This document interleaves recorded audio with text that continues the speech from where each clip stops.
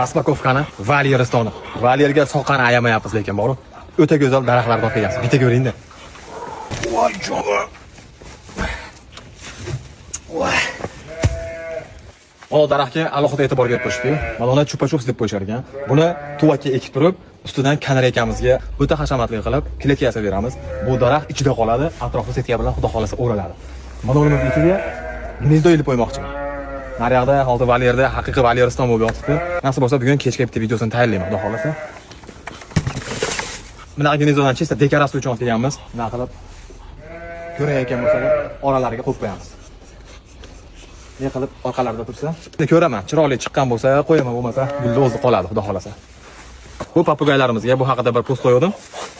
Ko'pchilikdan savol tushgan. Bu qaynatiladimi? Bu tayyor marinovka bo'lgan. Bugun joy mazza qiladigan bo'ladi. Qushlarimizga alohida e'tibor beryapmiz. Malgarskiy. Bitta chiroyli qilib avashni salat qilib beramiz bularga. Ularni aralashtirib anaqa listlar bilan bahor keldi-yu, vitaminga to'lish kerak-ku. Valyerimni Amazonkaga o'xshatib, ko'pgina gullar bilan bezamoqchi edim. Rasa birdaniga qilib bo'lmaydigan, soqqa ko'p ketib qolar ekan. O'zim ularni olganimcha ham o'zi cheyla pul bo'lib qoldi. Arzonmas ekan bu narsalar ham. Nasib bo'lsa buni tuvakka o'tkazib turib, alohida hafsala qilamiz, xudo xolasa. Chiroyli qilib kechga chiroyli video tayyorlashga harakat qilaman. Podpishka uchun hammalaringizga rahmat. Hozircha shunaqa atmosfera.